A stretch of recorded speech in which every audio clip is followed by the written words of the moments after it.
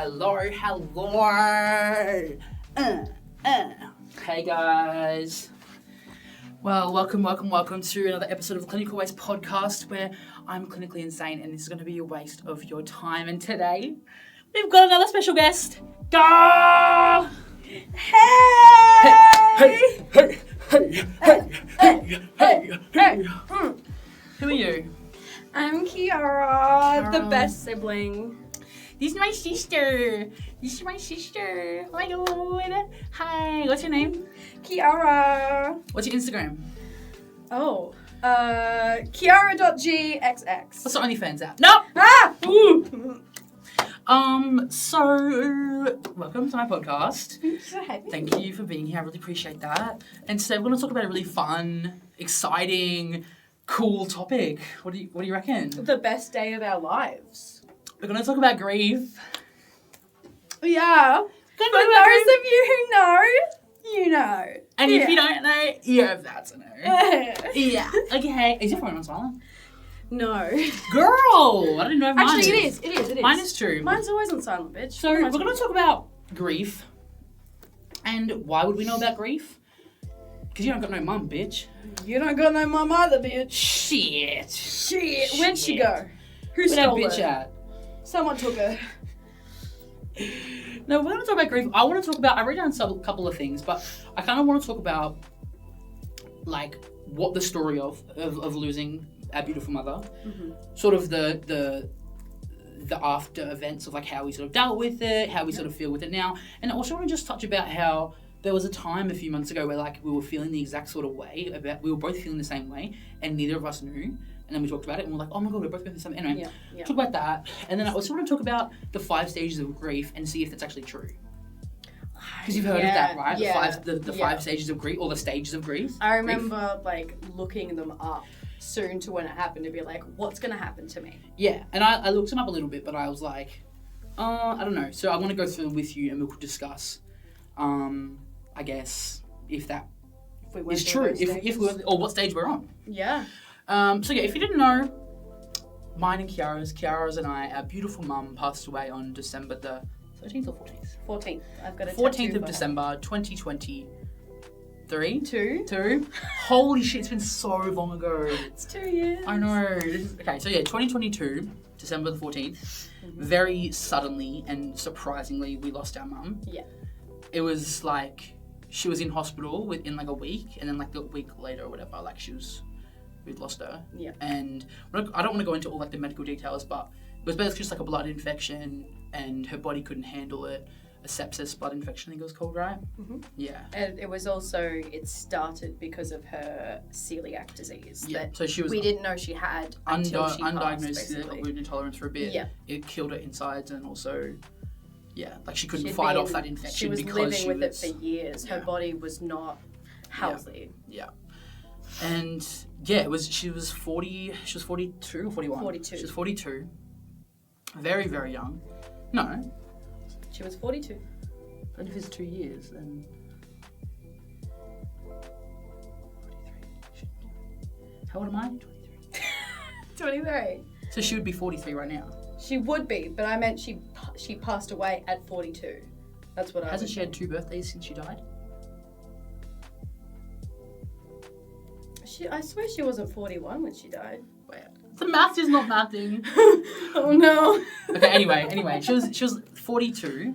42. I'm pretty sure she was 42 when she passed. Probably was 42. Or she was about to turn 42.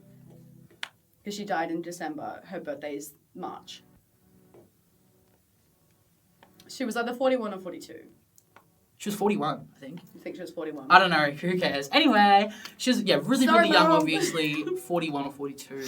Like, my brain's not computing it right now. Yeah, I can't. no. Like, I need to, like, draw it out. I'm stressed. The math ain't mathing. No. And it was really sudden, and it was really scary. And I guess I'll share, like, my experience with it. So, like, I was in Perth. I was living at Perth at the time. Yeah. The rest of the family was in Warrnambool. And so she was in hospital for about a week. In Warrnambool? In Warrnambool. And I knew she was in hospital, but it wasn't bad. It was like, oh yeah, it was all good. There was no signs that anything was going to go downhill. There was nothing. It was just she was in the hospital for a little bit and she was getting better in the hospital. Because she was getting the help that she needed. Yeah. And so when I talked to her my last like text message with her was just like, don't worry about me, I'm all good, like, I'm getting out of hospital soon, blah, blah, blah. And, like, she was, like, getting out of hospital. Or, like, did you get out of hospital for a day? No, she stayed. She never actually got out? No, she got out, right? And then, like, I don't think she was even out of hospital for a whole day. Yeah. And then she had to go she back. Was, like, what's it called when you get admitted? No, what's the... What do you mean? What's it called when you get, like, let out of the hospital? She got ejected. Ejected. Dumped. She got released. No? Isn't it, like, an official word? She got... It's not admitted because that's when you go in. Yeah, it's not admitted. Anyway, she got out of... Departured. She got out of hospital. She gone. And then, like, within even, like, another day, like, with that, before the next day ended, she was, like, back in and it was worse. Yeah. And so I think I got a call from Dad saying, hey, like, your mum is, like, really sick. Yeah. Like, she's back in hospital. And then I was like, oh, should I fly back? What should I do? Yeah. And he was like, nah, like, we'll let you know. So, like, as soon as we know more, we'll let you know. And so I was like, stressed, obviously, like being being like in another state, when your family member's going through that. You might as well have been overseas. Yeah. You know, like that's what it felt like. It's like. really, really difficult. Yeah. And like not being there, and then it sort of sends your mind spiraling, and it's like, oh my God, it's really stressful. And then I must have got another call, and it was when I was about to get up for work. It was in the middle of the night, I reckon. Yeah. Maybe like 2 or 3 or 4 in my time in Perth. So it would have been like maybe early morning of you guys. Yeah. Saying that like she's like really, really sick, and like I said to him, should I come? Yeah. And he goes, it's your choice, but I think you should. Yeah. So then I was like, I gotta go. Like I need to fly back to Melbourne. Like she's really sick. This is like crazy. And so I called the airline that I was with, and I already had flights booked to go for Christmas, so like in a few weeks. Yeah, you were literally already going to come down in like 2 weeks, 3 weeks. Literally. So I called them and I was like, hey, I need to go for a family emergency. My mom's really sick. I need to move my flights over to the next one, like the earliest as possible. And then I got a flight literally within like a few hours. I was booked to go. Then it was a flight from Perth to Adelaide and then Adelaide to Melbourne, right? So I got to the airport, checked in. I was about to check in, and one of the flights got delayed. So because it was only one of them, I couldn't get either of them. Yep. Because if I was going to catch, I think it was the first one. So the first one got delayed, which means I'd missed the second one in Melbourne. Which is so annoying. Oh my God. They didn't like try to work something out for you. Annoying. Like, and then they said, oh yeah, the next available flight is tomorrow or like late that night or something like that. Yeah. And so I was like, no, I'm not having that. I'm not having that. So then I looked around at other airlines. I think I was with Virgin. I looked through. I think it was Qantas. Ended up going through. Got flights there as soon as possible. And then, but it was still ages away by the time I got there. Yeah. So then I had to. Oh yeah, and during all this, Mum had been airlifted from the Warrnambool Hospital to Melbourne. Did she get airlifted? Yeah. Oh no, driven. I thought she went in the was she like road ones? Maybe she was airlifted. No, I think she was airlifted. Yeah. Wasn't she? I don't think I've actually spoken to someone about how she got to Melbourne. No, because I thought it was airlifted, but now you're making me doubt it. Well, I don't know. Anyway, we seem like the worst fucking children. It's a traumatic event. Yeah. It's a traumatic event. And like the emotions that we were going through during those couple of days. We weren't thinking to try to retain any of this information. No one at all. And like the whole time and because I was waiting in the airport, I think I had to wait like 5 or 6 hours before my flight, and there was no point me going home, coming back because like it was annoying. So I was like, okay, I'm just gonna like chill in the airport for 6 hours, and that whole time, like just not knowing and not being there was so scary. Yeah. Like it was so difficult to like not be with your family, and that's like one of the hardest things about moving is like that you aren't there for things when they happen like that. You can't just drop off a hat, go see them. Yeah. And then like, how were you feeling during all this? Did you end up driving to Melbourne or? So originally so I'm reverting back a little bit here. So when she was still in Warrnambool, I went to see her, and like everything was fine back then, obviously. And she ended up like needing a few like essential sort of items like clothing and books and stuff. So I ended up going and grabbing them for her and bringing them back. And this was like the last conversation I had with her was me bringing the stuff for her. And I told her that even though she didn't ask for them, I brought her these little knitted like slipper socks. Oh, she would love those. Yeah. She didn't ask for them, but I saw them and I was like, she'll love these because she always has cold feet. Yeah, always. And so I brought them to her, and she was so thankful, and we were like hugging and everything. And I like other people came into the room, like our other family members. came into the room and I wanted to give them a little bit of time with Mum, because like obviously back then we didn't know anything was going to happen. She was fine. I was just visiting her at the hospital. It was okay. Yeah. So then I was I asked her, do you want me to stay, or like do you want me to like let everyone like see you? And she was like, do whatever you want. Like, I don't mind. Like you've helped me out a lot here. Like I like thank you so much for bringing these things. And I gave her a hug, and then I left.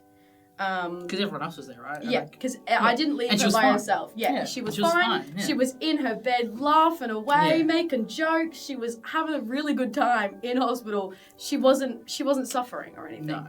So then I leave, and I end up going to a friend's house that night. And then I get a text from Dad saying that she's gone downhill a little bit and that I should come see her again. Mm-hmm. And by then, like I'm kicking myself because of this.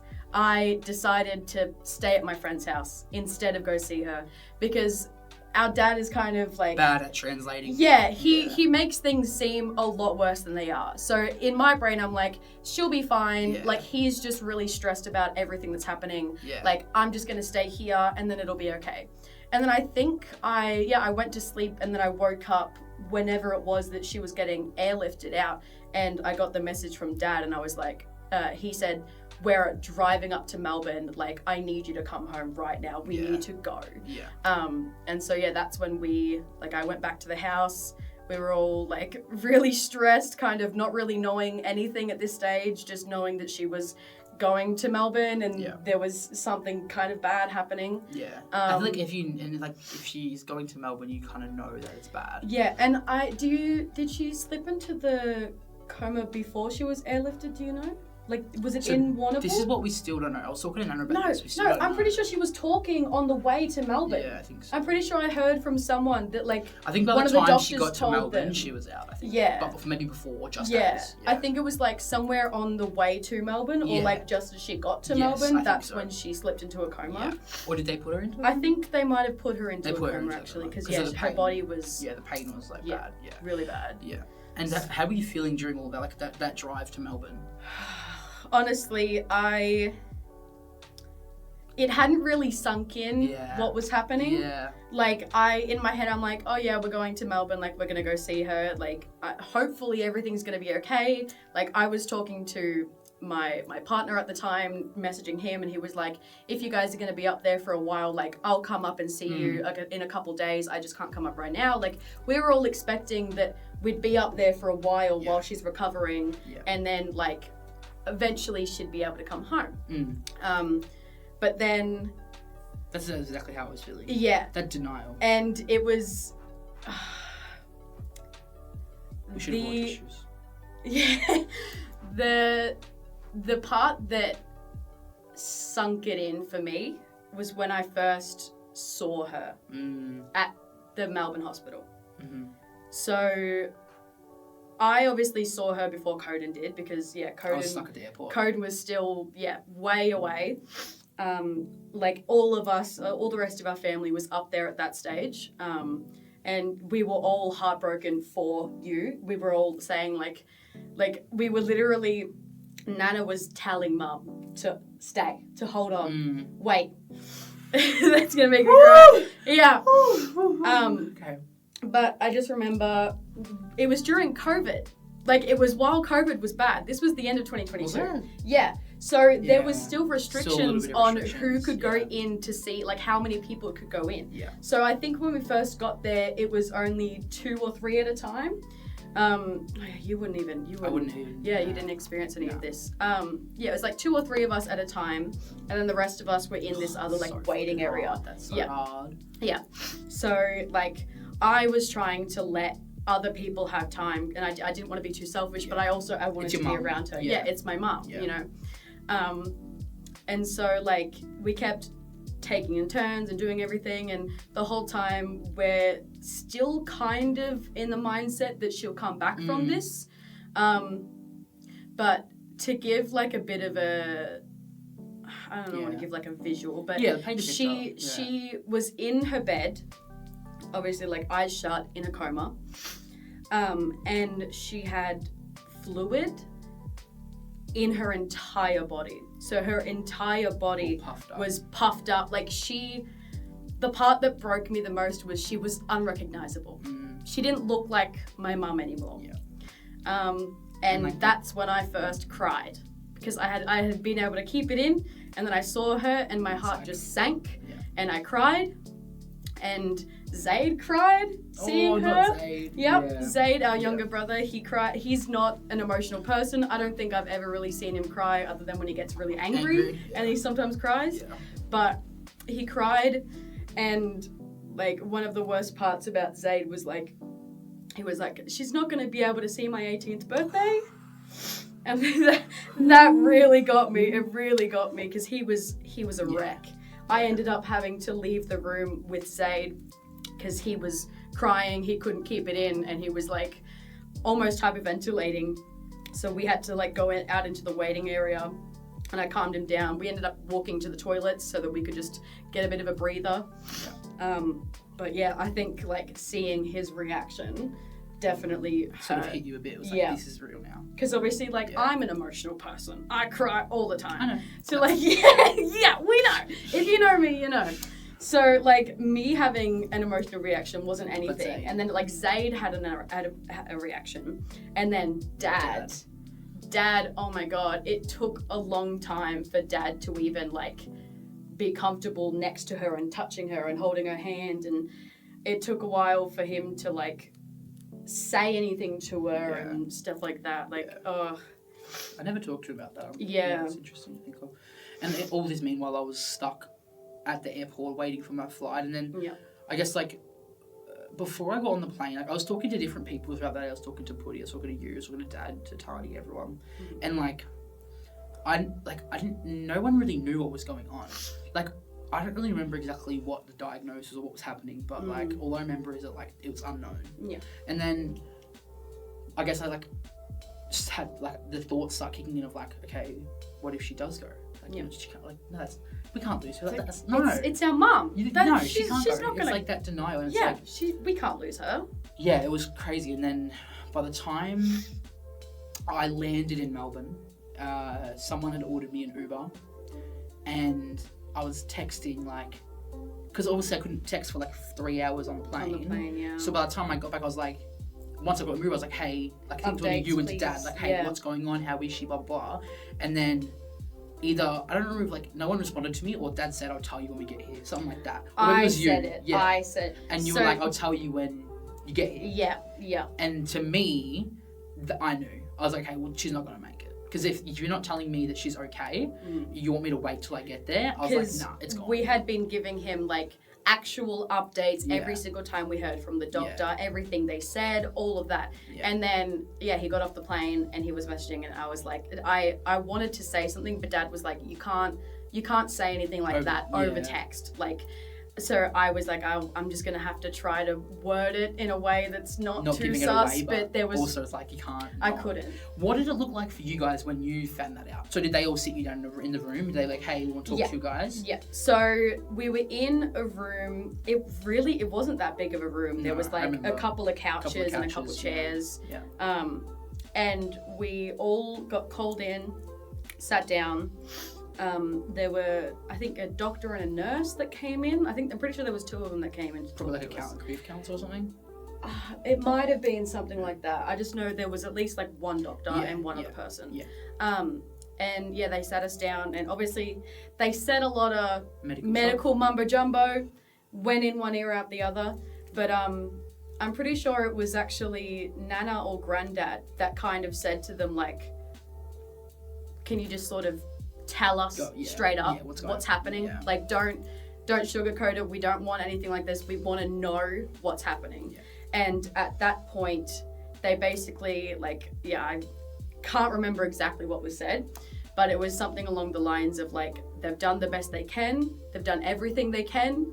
Nothing is making any difference. Nothing is helping. Nothing's reversing what's happened. And basically that we need to go in and say our final goodbyes because they were going to turn off her machine. Yeah. And we're all sitting in a room getting told this while Coden's still not with us. Yeah. So I was either luckily, I don't know, how long before I got there did you know that? A while? Like an hour or less? Do you know what time-ish you would have gotten in? Because I know like 5 a.m. I have no idea. She passed away like early in the morning. Yeah, like her official time of death. Yeah, it was sometime early in the morning. Yeah, once you were there. Yeah. But I think because like it was a couple hours that we were there for after she had actually passed. Like we were there for a little while. Maybe not an hour, maybe not a couple hours, but a little bit. Yeah. It's like yeah. So yeah, I can't remember what time. So I finally got there. It was a little while that we got told before you got there. So yeah, I got to the hospital finally, knowing that like your text saying I'll tell you when you get there, knowing that probably means that like she's gone. Yeah. And then I got out of the car, I met you, Dad and Zaid at the front, and then it was like, yeah, she's not gonna make it, like we have to say goodbyes, like it's not. Yeah. And that was like heartbreaking, and it was like the fact that I didn't get there fast enough is like, it's just like, it's like I don't regret moving to Perth, but like that made me question like, fuck, what was it worth it? Like when you don't have that last time, like, yeah. And I hadn't seen her since August because I came back down before I started my new job, and then I was like, oh, I'm not going to go back until Christmas. Yeah. And so it was like, it'd been like a good amount of time since I seen her. You were so excited to see her on Christmas. Oh my gosh. When you were meant to come down. Literally. And so yeah, I got there, got told, yeah, she's not going to make it. And then I had a very similar experience to you, like when they were like, okay, so you can go have a look at her. It was like, walking into that room, seeing her, similar to what you said, it's like, she's unrecognisable. Mm-hmm.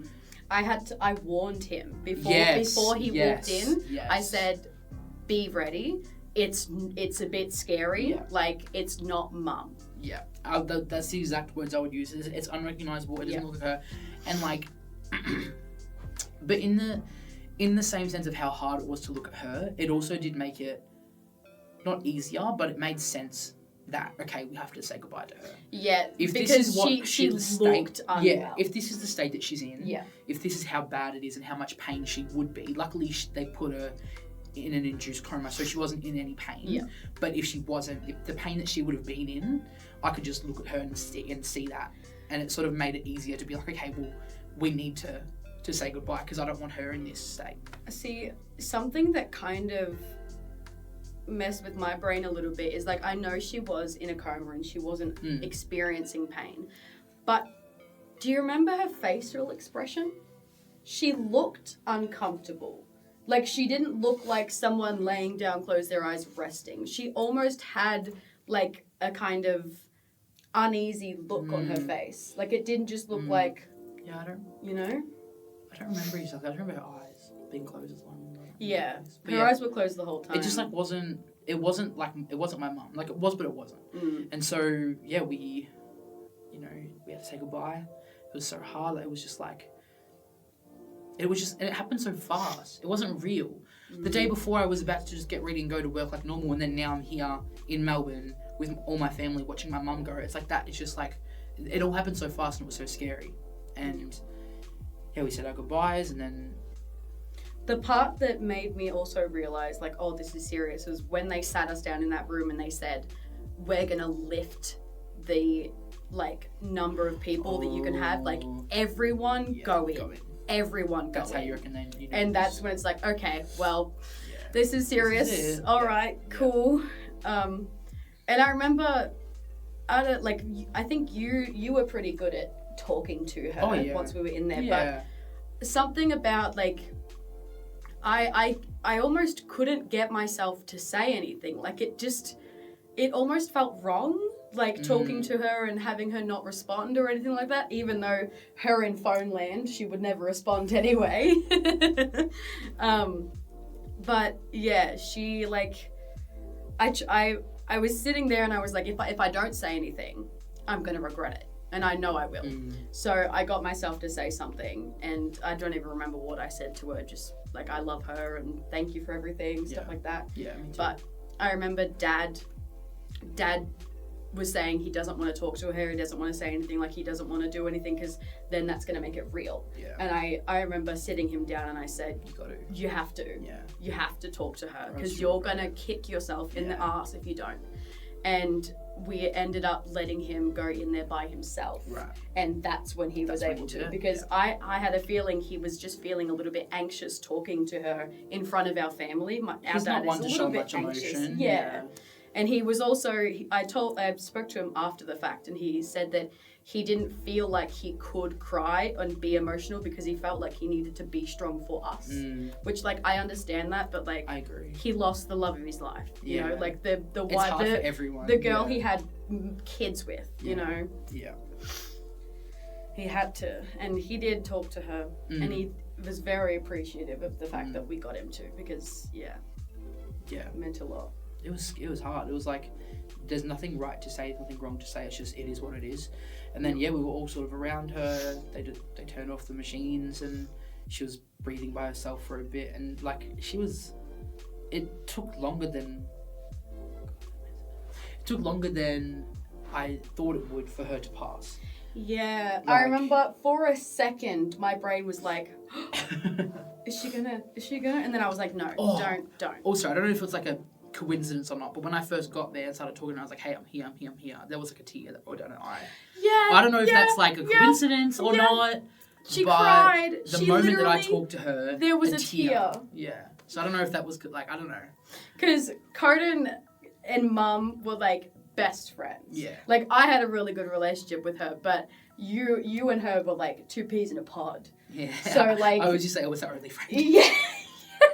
Mum didn't really have friends. I was Mum's only friend. Yeah. And she loved that. Yeah. So, yeah.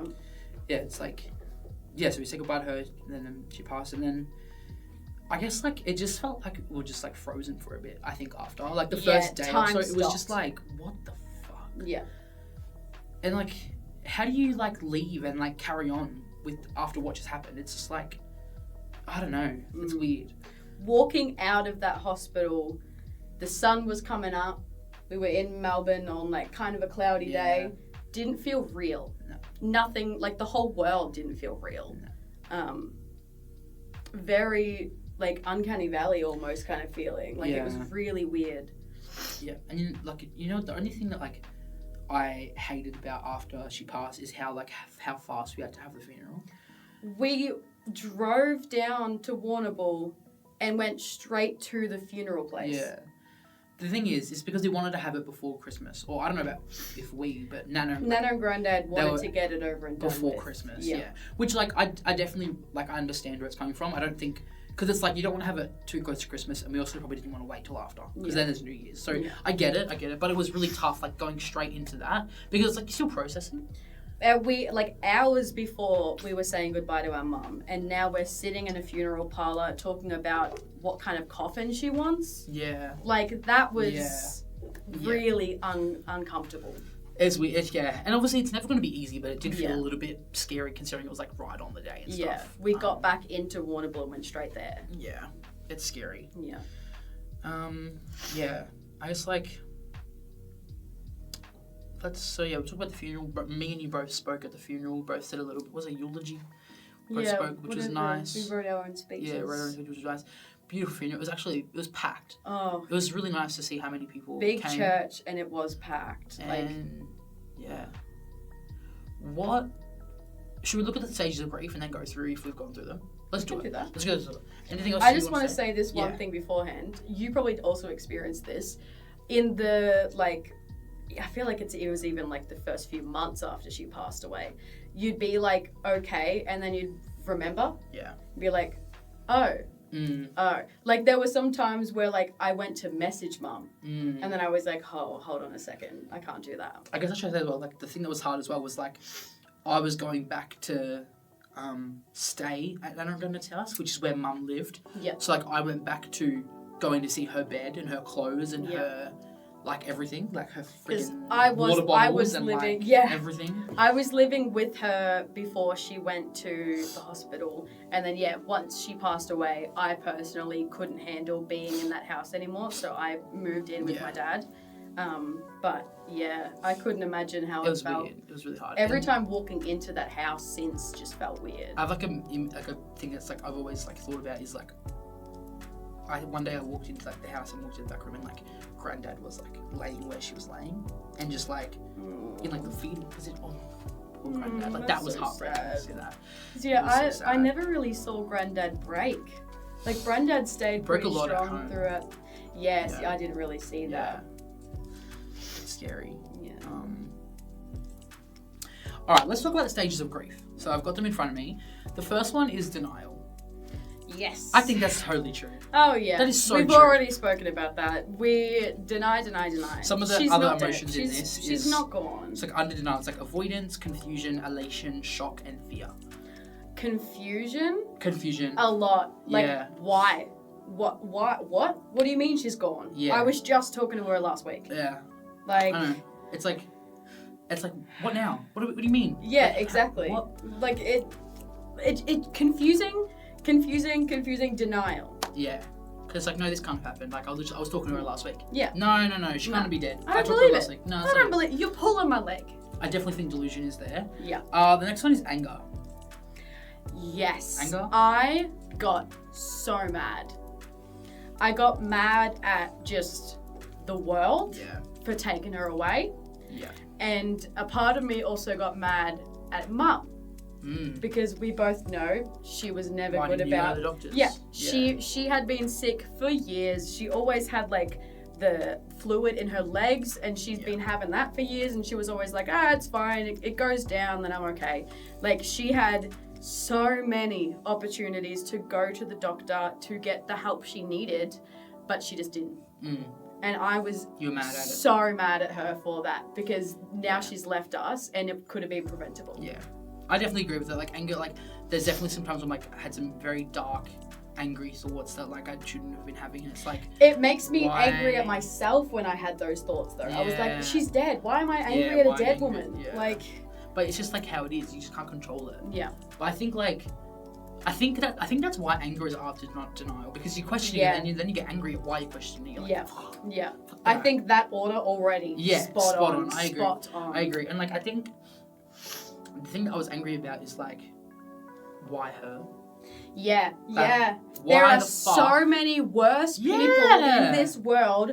Why her? Yeah, why her? Like, what I mean, it's like, take someone else instead. Yeah, literally. So I think definitely. The next one is, I don't even know if this is right, but the next one says bargaining. So struggling to find meaning, reaching out to others, and telling her story, or telling their story. Bargaining could also be like take me instead, like, please, like, just let us switch places. Like bargaining with it. Bargaining for her life back, kind of thing. Yeah. No, that makes sense. I don't really have much to talk about bargaining. That makes sense. That's like, why? Yeah, that makes sense, I guess. Struggling to find meaning, reaching out to others, and telling one story. Yeah, that makes sense, I guess. The next one is depression, overwhelmed, helplessness, hostility, and flight. Yep. Depression. I personally gained so much weight. Really? Mm-hmm. Shit. Because you hadn't really seen me much. I was getting really, like, not skinny, but I was getting, like, a good figure. Yeah. And then she passed, and I kind of went into the mindset of, like, well, what's the point? What's the point anymore? If she can be an amazing human and pass away for no reason, what's the point in me doing anything? Yeah. What's the point anymore? Life isn't worth it. I agree. So I ended up, I quit my job. I was working at Coles at the time. I quit my job because I couldn't handle it. Originally, I went back and did a shift 4 days or a week after she passed away, because I thought I can do it. I can distract myself. I can be fine. And then I kept bawling my eyes out before every single shift. And I got to the point where I was like, I can't do this anymore. I have to quit. My mental health, I need to not be around people and stuff. And I kind of isolated myself a little bit, but also, like, made sure I had friends around me.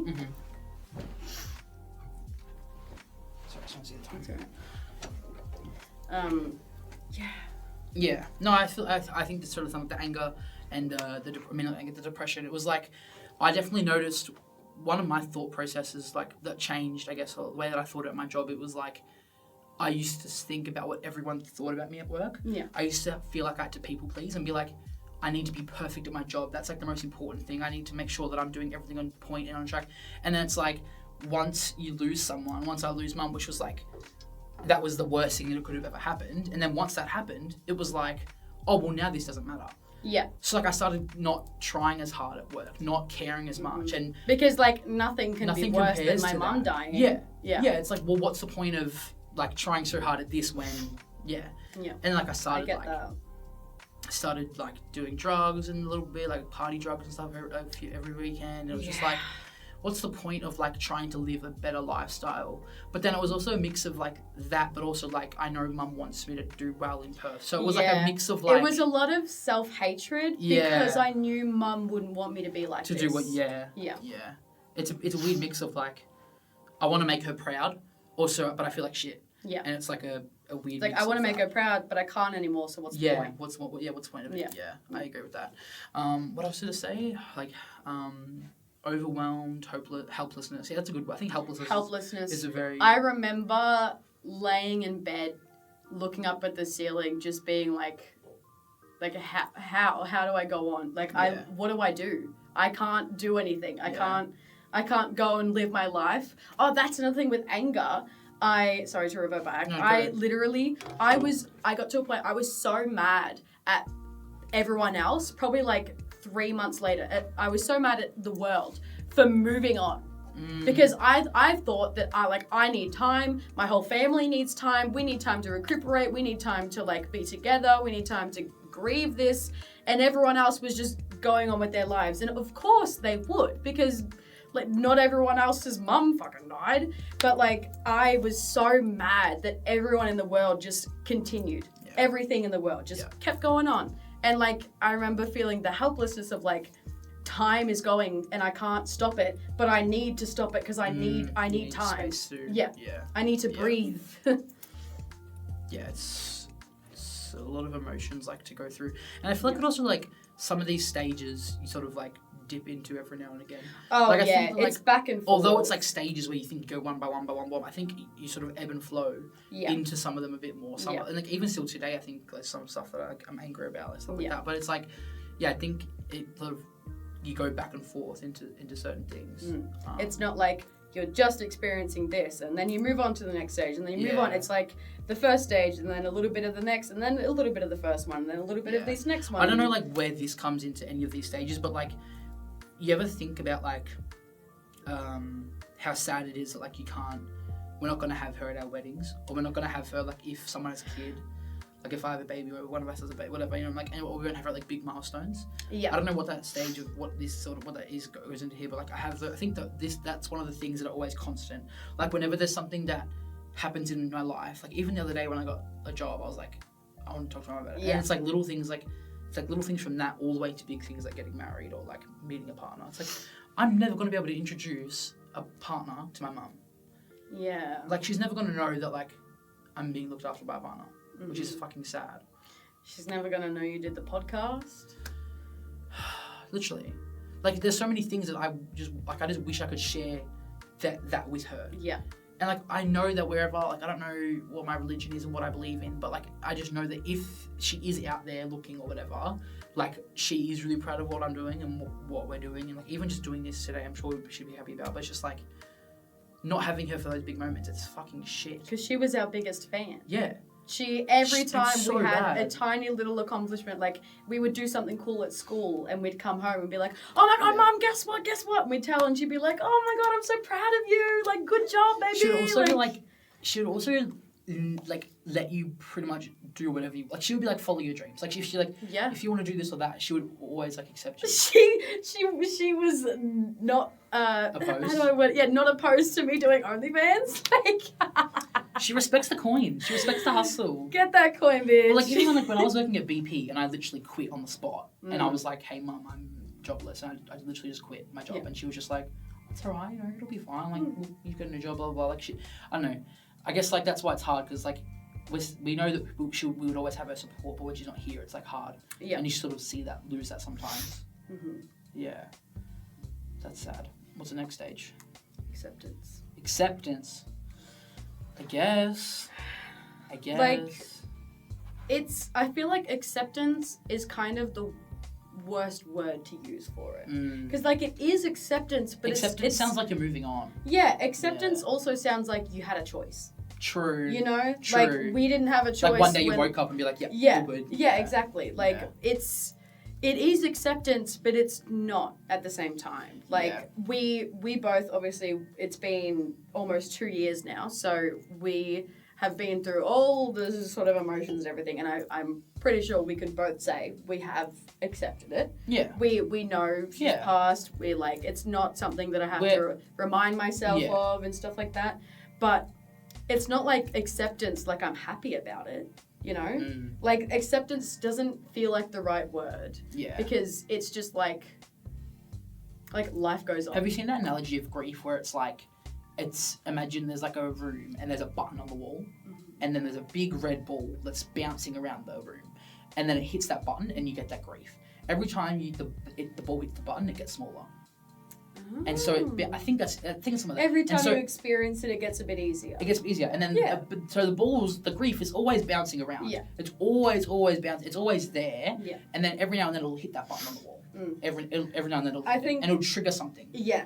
But then if I have like a very stressful thing happen to me, or if I have like just like a minor inconvenience or like something bad, that's usually when I'll be like a bit worked up about Mum, because then the floodgates are open and everything just sort of starts coming out. And I think that kind of goes with that theory of like sometimes the ball just presses the button. Like that ball's always there, the grief is always there, but it doesn't always. We're always going to be sad and upset by the fact that she's not with us anymore. But we're not going to be constantly crying 24/7. Yeah.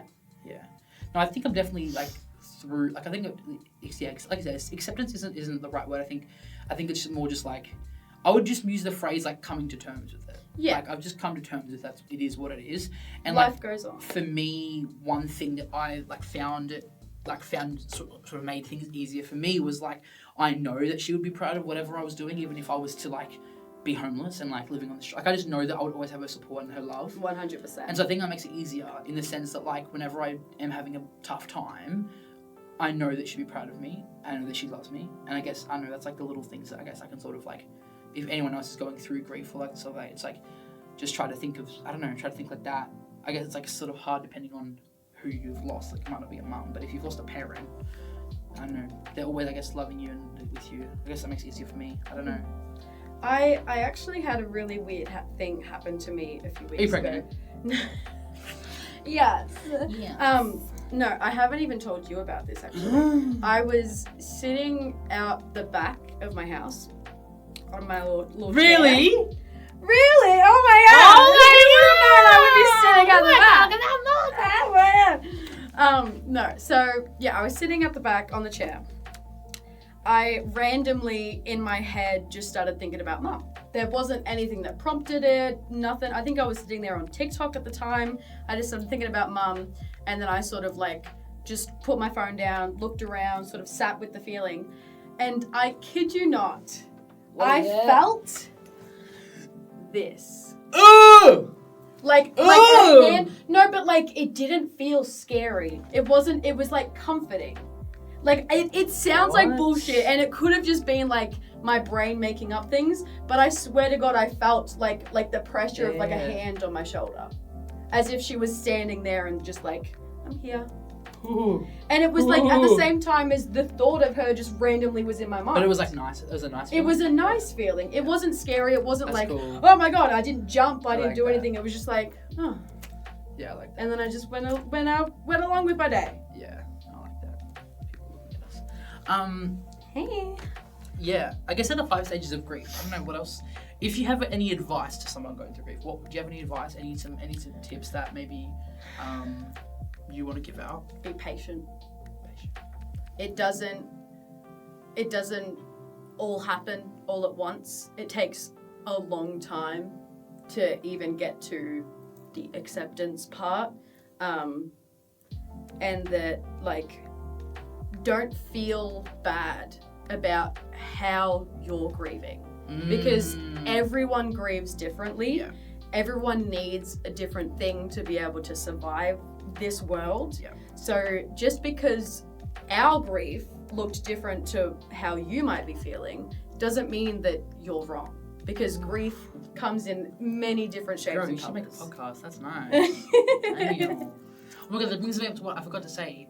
What you just said, how we grieve in different ways. Yeah. How we were both like, I started feeling like I wasn't grieving enough. I wasn't sad enough. Yeah, that's right? the thing. So I was like I was thinking it in Perth. I was in Perth, and I was thinking, God, I feel bad because I'm not sad. I'm not sad every day. I'm enjoying my life. This is bad. I feel bad, like I'm not as sad as everyone else. Yeah, you feel guilty. And then I think, I don't know how we initiated it, but I told you that, or something, you told me that, or something like that. And then you were feeling exactly the same way. Same and isn't that funny how we were on opposite sides of Australia, going through the same thing, but we just weren't talking about it with each other? That's crazy to me.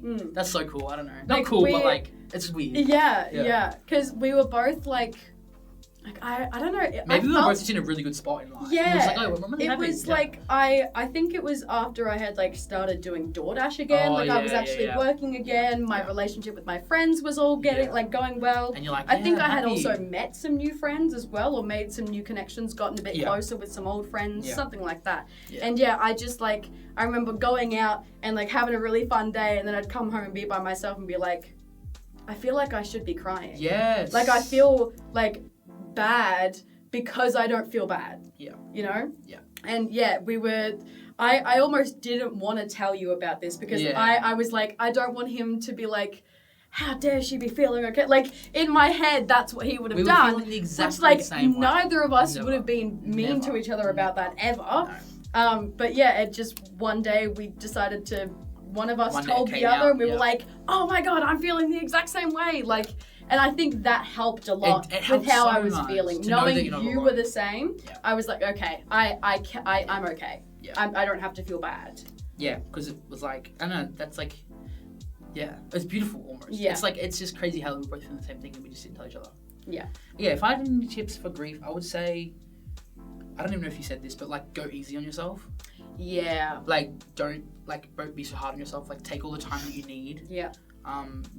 Similar to what you said, like there's no right or wrong way to grieve, to grieve, and it comes in waves, it comes in motions, and it looks different to everyone, like you said, and find a healthy-ish way to cope with it. Talk to people, be around people, do something fulfilling if you can with your time. Don't feel bad about feeling bad about it. Like, I remember I remember like times where like I would have a good day, and then like, I would have a good week or something, and then the next day I would wake up and I would be crying the entire day, and I'd be like, what happened? I was fine. I was okay. I was doing better, and now I'm getting worse. And I kind of like kicked myself a little bit because of it, but like, just know just because you're having a good week, good month, whatever, and then you have one bad day, one bad week, it doesn't matter. Yeah. Grief, as I said, it comes in many different ways. It's an ongoing thing. We still experience grief to this day, and it's almost 2 years. Like, that doesn't sound like much time, but it honestly, emotionally, it feels way longer than that.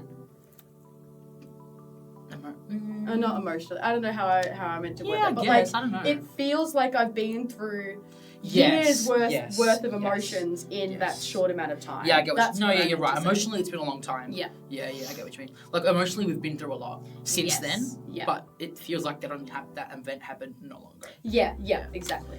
Yeah. I guess I was trying to say, like, if you have a friend that's going through grief, one thing that was really amazing about, like, people that were around me during the time we lost her, people obviously, like, bring you flowers and, like, cards, stuff like that. If you have a friend going through grief and they've lost someone, make them food or bring them food. That was the best fucking gift. Yeah. People bring over, like, to Nana's house, casseroles and, like, pies and, like, baked, all these stuff that just made it so much easier to, like, not have to think about what to cook or go to the shops and cook something. If you have any friends going through grief, or the next time that if I know someone that has lost someone, oh my God, I'm making them food. It's the best thing you can do, I feel like. Definitely. Because it's like, that's like the last thing you're thinking about is like what to have for Exactly. dinner. And like, you don't want to be thinking about, what am I going to cook? And like, then half the time you don't, like, if you're having a bad day with grief, especially, you don't even want to get out of bed. No. So like, you're definitely not going to stand there and cook something, you know? Yeah. So half the time, like, I remember I would go days without eating, but I would also go days where I was binge eating. And so like, that's how my weight got put on a lot and I was doing nothing. But like, the food, definitely the food. because it's something you don't want to have to worry about, and it's something that you genuinely don't think about while you're going through it. So you will just starve, you know? Yeah. Anything else you want to talk about before I get into my words of the week? Anything else we want to say? I feel like we've covered most of everything. Yeah. Yeah. Do you read books? Not really. Did you know that the Warrnambool Library has an app where you can borrow books on your phone? That's pretty cool. That's what I've been doing. I read on my phone now. Oh. So I borrow a book. I've been reading all these gay books. And they're slay. Is it just like an app? Yeah, so like it's called Borrow Book. And like... So you don't have to have the physical? No. And they have all these books. And they have ebooks and audiobooks. And you just borrow it. So you borrow them and hire them out. Yeah. So they're all the books that I've read. I read 2 gay books, and then this one's about how to be a better white person. It's about racism stuff, which is really good. And then I'm reading another one called Love and Other Scores, which is about 2 guys. One of them's like a professional tennis player in the Australian Open. The other one's like a bartender that's neat and like, yeah, they're like... Anyway, so if you're not reading, I think you should read. You can sign up to the library for free, and you can connect it to your app. Anyway, you should read a book. It's really good. What I've been doing, I don't know if you've listened to any podcasts so far, but I've been doing words of the week. I've listened to some of them. So my words, I've got to do 2 words of the week because I've got to record some other episodes. But the first one is dastardly. What does that mean? Do you know what that means? Dastardly? So the sentence it was in was like, I don't think he has a dastardly plan, although I could be down for something dastardly. It sounds like dark and dingy. Ooh, yeah, I like that. Like a bit dirty. Dastardly definition. Ooh, okay. Wicked or cruel? Yeah. And so the context it was in was like kind of a bad intention. One of the guys was like to him, like he was talking figuratively about him, saying, I don't think he has a dastardly plan for me, although I could be down for something dastardly. Pound town. Yeah. Dastardly. Okay, that's good to know. Wicked or cruel? Wicked or cruel? That makes sense. That makes sense. Does make sense. The second word of the week, I don't even know how to say this word. Recalcitrant. It's like recalcitrant. Recalcitrant. It's like citrant. So I don't know what that's. I don't even know what that would mean. I've got no clue. I'll read it in a sentence. So the scene was the boy was out all night and the dad was like, it's like when you come home late and your parents are waiting for you and the thing like, where have you been? So that was the scene, and he said he was like a disapproving parent waiting for their recalcitrant child. So I don't know. Recalcitrant.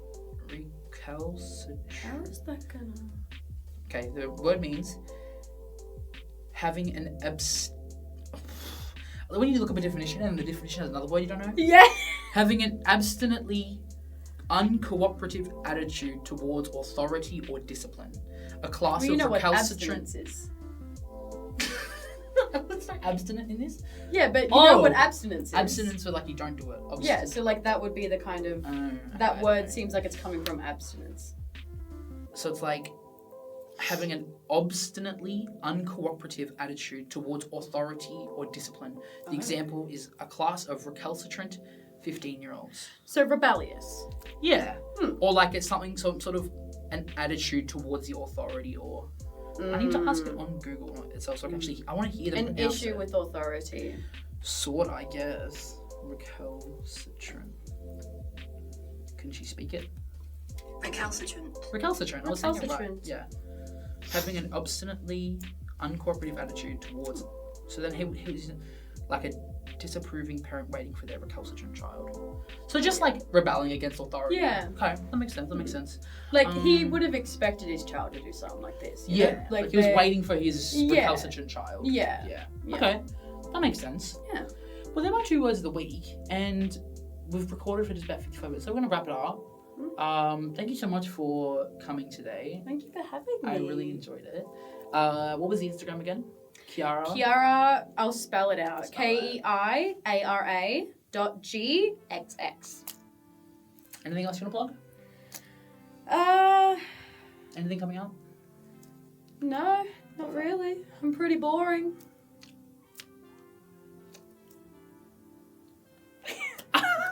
We'll was a bit people fits today. Wait, let's do a fit check. Fit check. Oh my god. Fit check. If you're listening on Spotify, get on my YouTube and watch the fit. Hey. Should I do a close up of the nails? Yeah. Oh my god. She got her nails done for her birthday. He paid for them for my birthday. Ooh. Oh, where is it? Yep, there you go. There. Oh yeah, if you're on Spotify, you're missing out. Oh, that is gorgeous. Nails by Ella. She's a queen. Oh yeah, shout out the nail girl. Love it. Nails by Ella. Alrighty. Goodbye, guys. Thank you so much for listening. If you're on Spotify, rate it 5 stars. If you're on YouTube, like it. Go follow my TikTok and my Instagram. I'll be uploading more reels eventually. It's just really hard and I'm lazy. Peep her Instagram. I'll link it as well. My TikTok's the same as my TikTok Instagram. is the same as Instagram. Hit her up on TikTok. She a hottie, she a baddie. And peace out. Bye. Hey!